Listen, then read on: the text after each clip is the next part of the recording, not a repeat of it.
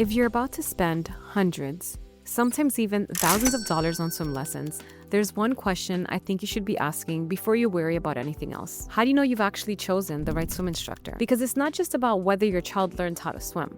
The person you choose is going to influence how your child feels about the water, what they learn to do in an emergency, and honestly, how you understand this whole process too. And after doing this for years, there are 4 things I would personally look for. And number 3 is probably the one I feel the strongest about. Hi, I'm Camila. I'm the co-founder of Aqua Swim School here in South Florida, and I spend a lot of my time working one-on-one with babies, toddlers, kids, and their parents around the water. And this channel is really for the parent who doesn't just want to drop off their child at swim lessons and hope for the best. I want to help make all of this a little simpler. There's so much information out there about swim lessons, water safety, different methods, what should you do, what you shouldn't do, and it can get a bit overwhelming really quickly.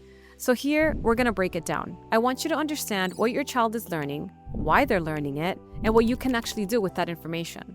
So if that sounds like you, you're definitely in the right place. Okay, let's get into it. The first thing that I would look for is whether or not the instructor prioritizes water safety before swimming.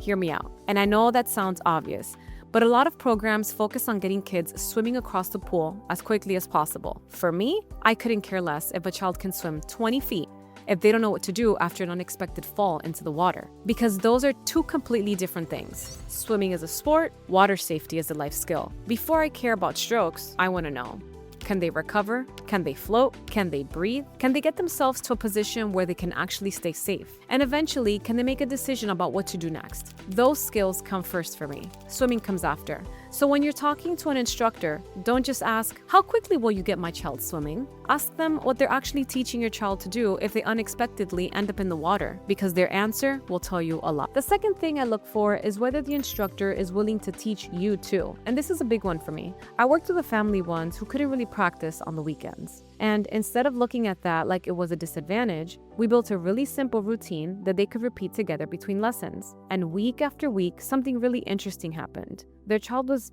becoming more confident, but so were the parents. And that matters, because your child spends way more time with you than they're ever going to spend with your swim instructor. I might see a child a few times a week. You're the person taking them to grandma's pool. You're the person going on vacation. You're the person at the beach. You're the person who's going to have hundreds of opportunities to reinforce what they're actually learning. So if I only teach your child, I've only done half of my job. A good instructor should eventually make you feel more capable without them, not more dependent on them. Okay.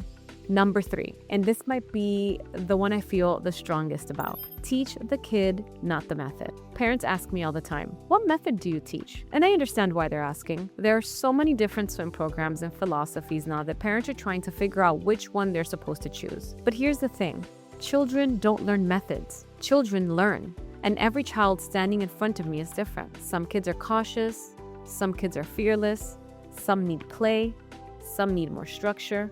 Some will do something for a toy that they absolutely refuse to do 30 seconds earlier when I simply asked them. That's just kids. And I think one of the biggest mistakes we can make as instructors is becoming so committed to our method that we stop paying attention to the child standing in front of us. The goal stays the same. I'm not changing what I ultimately need that child to learn, but how I get them there, that can absolutely change. A good instructor should have enough tools in their toolbox to say, this isn't working for this child. Let me try something else. That doesn't mean there's no structure. It means we're teaching the child, not forcing the child to fit the teaching. And I really believe that distinction matters. And the 4th thing I would look for is whether your instructor actually helps you understand what's normal. Because one of the hardest things about putting your child into swim lessons, especially when they're really little, is that you don't know what you're supposed to expect. Is the crying normal? Is resistance normal? What about regression?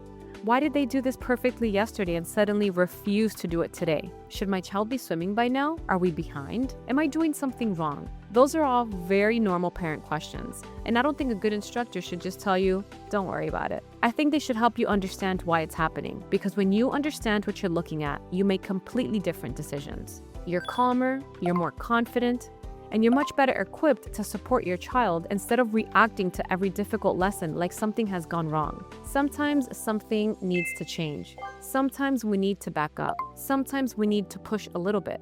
And sometimes your child is just having a bad Tuesday. That's why communication with your instructor matters so much. So if you're currently looking for swim lessons, whether that's with Aquafit or with somebody on the other side of the country, those are the 4 things I would pay attention to. Do they prioritize water safety before swimming? Do they teach you to? Do they teach the child instead of blindly following a method? And do they help you understand what's happening along the way? Because ultimately, the goal shouldn't just be to end up with a child who is more capable in the water. You should feel more capable too. And that's really what I want this channel to help you with. So if you're a parent trying to raise a safer, calmer, more confident swimmer, you're gonna wanna subscribe. We're gonna talk about everything from when to start swim lessons, to crying during lessons, floaties, practicing at home, survival skills, all of those questions that can make this whole process feel way more complicated than it needs to be. I'll see you in the next one. And until then, let's keep it simple.